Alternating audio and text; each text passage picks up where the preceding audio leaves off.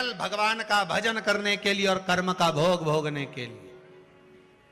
भजन करो, भोग भोगो, पूर्व में करा है, आज भोगेंगे। तो मनुष्य की देह में ही ज्ञात होता है कि हमने कुछ करा होगा, इसलिए हमको दुख मिल रहा। हमने करा होगा तो हमको तकलीफ मिल रही।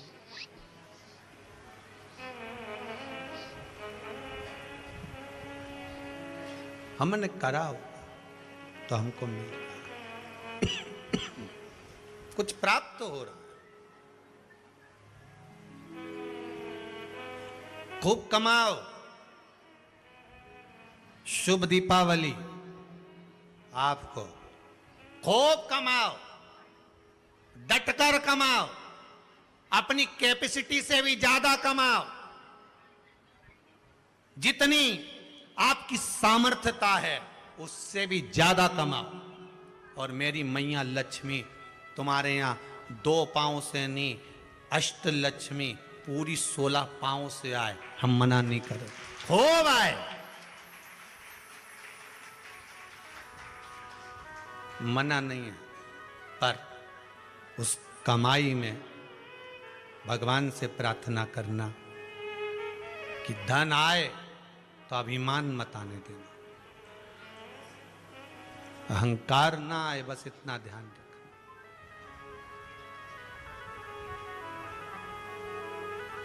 लाल चंदन का जो जल होता है, ये व्यक्ति के जीवन में जो धन कहीं रुक गया, अटक गया, नहीं दे रहा, बेलपत्री के वृक्ष के नीचे, जड़ के नीचे सींचन करने से वो प्राप्त होता है।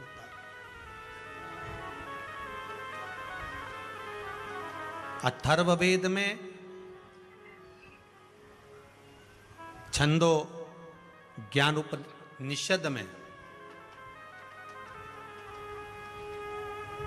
दोनों में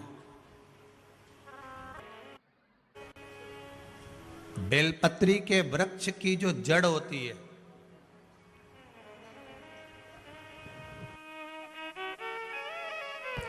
और आंवले के वृक्ष की जो जड़ होती है, इसके नीचे स्वर्ग का निवास होता है। किसका निवास है? स्वर्ग का निवास।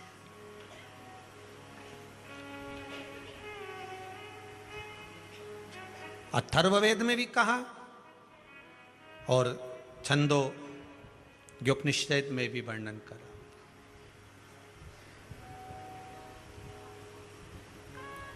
एक पीपल, एक बेलपत्र, एक आंवला, इनके जो जड़ है वो जड़ के नीचे स्वर्ग का निवास।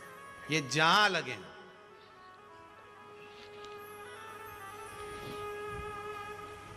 बस एक बात का ध्यान रखिए उसके लिए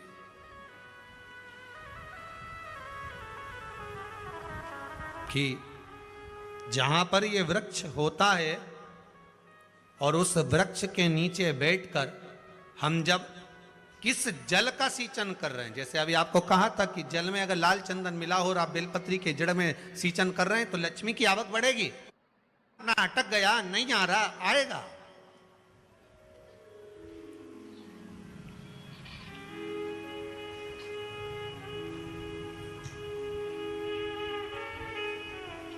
पीपल की जड़ में इत्र का जल, पीपल की जो जड़ होती है उसमें इत्र का पानी, थोड़ा सा जल, उसमें थोड़ा सा इत्र का भाग हो महाराज, और आप भगवान पीपल देव, पिपलेश्वर महादेव का स्मरण कर कर पीपल की जड़ में अगर जल चढ़ा रहे हैं और मान लो शरीर में कोई कष्ट हो गया है, शरीर में कोई रोग हो गया है, कोई मालूम पड़े ये हाथ 4 दिन से दुख रहा है, या 4 दिन से ये नस दब गई है, या ये कमर दब रही है, तो आप 2-4 दिन कर देखो। हमारा झूठ बोल रहा हो तो प्रैक्टिकल करने में क्या जाए, अपना करते रहो। जिन जिन ने प्रैक्टिकल करे उनका रिजल्ट यहां सामने है, जिन जिन ने करे। और अभी और पत्र देगा पढ़ने के लिए हो, अभी कहीं का भजन आएगा जब देख लेंगे। करते रहो। तीसरा, महाराज, आंवले के वृक्ष की जड़। आंवले के वृक्ष की जो जड़ होती है, इसके नीचे शिव महापुराण की कथा कहती है, विष्णु पुराण कहती है, स्कंद पुराण कहती है महाराज कि भगवान नारायण स्वयं इस जड़ के नीचे अपना विश्राम करते हैं महाराज, इस जड़ के नीचे। प्रयास करा करो, एक चुटकी हल्दी, कितनी? मात्र एक चुटकी हल्दी, आंवले के वृक्ष के नीचे भगवान हरि हर महादेव, कौन से महादेव हैं? हरि हर महादेव के नाम से रखकर उस पर पूर्व मुख कर कर, पूर्व की ओर मुख कर कर जल समर्पित करना प्रारंभ कर दीजिए। आप अगर प्रयास करेंगे, शुक्रवार की शुक्रवार करें या नवमी की नवमी करें, अष्टमी की अष्टमी करें, प्रदोष की प्रदोष कर लें, सोमवार की सोमवार कर लें, तो आंवले की जड़ के नीचे अगर हमने हल्दी रखकर जल का भाग समर्पित करा है पूर्वभिमुख होकर, तो अगर व्यापार नहीं चल रहा है, एक हफ्ता हो गया बैठे हुए हो, कोई ग्राहकी नहीं है, तो एक बार करो, दूसरी बार करने जाओगे तो आप अपने आप दौड़ कर जाओगे कि मेरा एक हफ्ते से व्यापार अच्छा चल रहा है। आप दूसरी बार करोगे तो आपको ये ज्ञान उपदेश ये प्राप्त हो जाएगा, अपने आप रिजल्ट सामने आएगा कि हाँ, हमने आंवले के वृक्ष के नीचे हल्दी को समर्पित करा था और उसको चढ़ाने के बाद हमने जो जल चढ़ाया है उसका फल हमको प्राप्त हुआ, उसका फल हमें मिला है।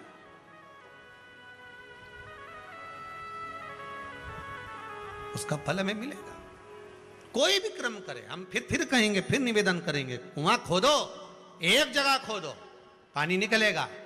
कभी यहां भटक गए, कभी वहां भटक गए, थोड़े दिन यहां आ गए, थोड़े दिन कहीं दूसरी जगह चले गए, फिर तीसरी जगह चले गए, चौथी जगह चले गए, भटक रहे हैं। अब बाबा से विनती करना, अब नहीं भटकूंगी चाहे कुछ भी हो जाए। बहुत भटक ली, सारी दुनिया में जाकर घूमी आई, सबसे निवेदन कर कर आ गई, अब मेरे बस की नहीं बची, अब तो तेरा दरबार है और तेरा भजन है, इसके सिवाय कुछ नहीं करूं। श्री शिवाय नमस्तुभ्यं, श्री शिवाय नमस्तुभ्यं, श्री शिवाय नमस्तुभ्यं, श्री शिवाय नमस्तुभ्यं, इसके सिवाय कुछ नहीं करो।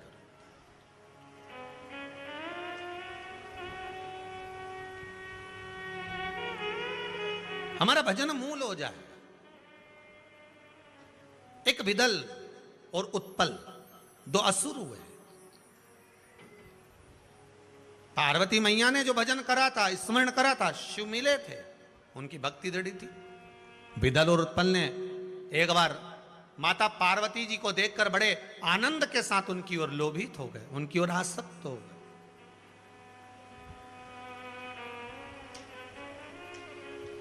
जो जो राक्षस, जो जो असुर भगवान की ओर लोभित हुआ, भगवान ने उसका कल्याण कर दिया। दुनिया के लोग संसार को देखकर लोभित होते हैं, ये कितनी सुंदर है, वो कितना सुंदर है, वो ऐसा है, वो वैसा है। हम काया देख रहे हैं, केवल शरीर देखा।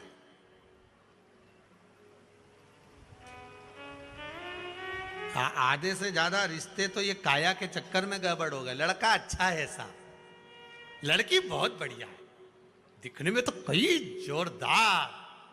अब पहले का समय, आज का समय, पहले के जमाने में सूरत नहीं देखते थे, चरण देखते थे। आज के जमाने में चरण नहीं देखते, सूरत देखते।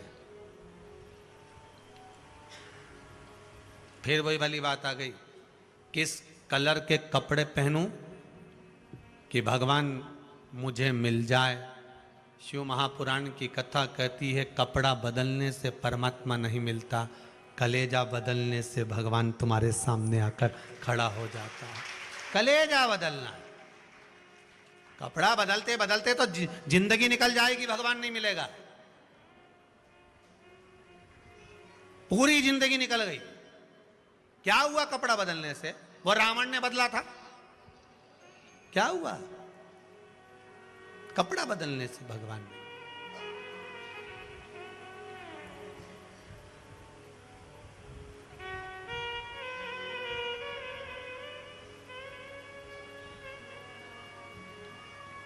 महाराज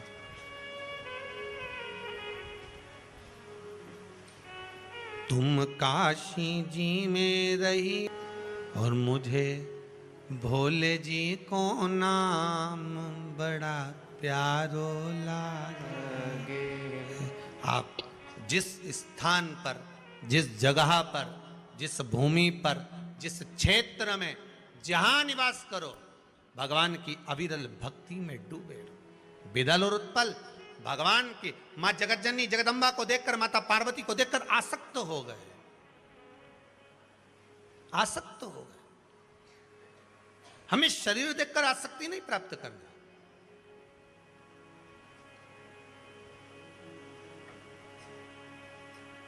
महाराज बड़ी ये सब काया जो है ना, ये तो परमात्मा की दी हुई है। कपड़ा पहनाना उसका काम है, कितनी जोरदार जोरदार कपड़ा पहना के भेजा है, ये उसके हाथ में। अब ये कपड़े की दुकान वाला जानता है कि कौन सा कपड़ा पानी में डालते से ही छोटा पड़ जाए। बोले सही है कि गलत है? कपड़ा ही ऐसा है। भगवान भी कहता है ये कपड़ा, सत्संग में जाके मालूम पड़ता है कि कपड़ा कैसा है। नहीं तो कई कई का कपड़ा तो बस पानी में डाला सुकड़ी गया, कहीं कहीं का कपड़ा तो पानी में डालते से कलर छूट जाए। ऐसा संसार में भगवान पैदा करा मनुष्य को। ये नर की जो कपड़ा पहनाया है, मनुष्य की जो देह है, ये कपड़ा इस आत्मा पर पहनाया है। और भगवान देखता है, इस सत्संग रूपी जल में डुबो कर देखता है कि कपड़ा छोटा पड़ रहा है कि कलर निकल रहा है। छोटा पड़ना और कलर निकलना ये दो अलग अलग बात है। कपड़ा छोटा पड़े मतलब समझ लो कथा में बैठते से नींद आ जाए, मतलब कपड़ा छोटा पड़ गया। और कलर निकल गया मतलब कथा में बैठने के बाद भी ये जीवड़ा नहीं लगे, मन नहीं लगे, तो समझ लो कपड़े का कलर निकल रहा है, मन नहीं लग रहा। सब तो बैठे रे।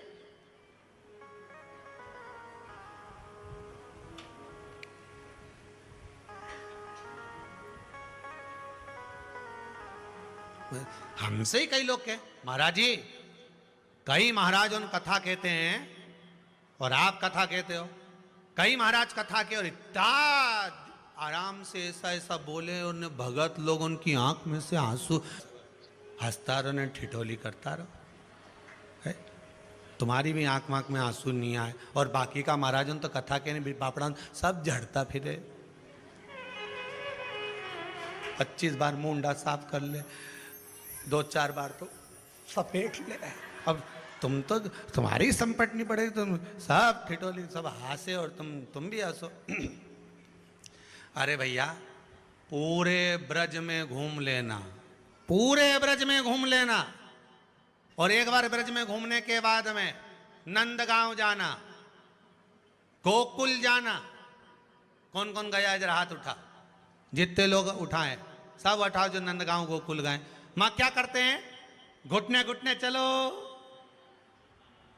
जम के हंसो। अब उस समय पे तुम्हें हंसी आती है, पर नहीं।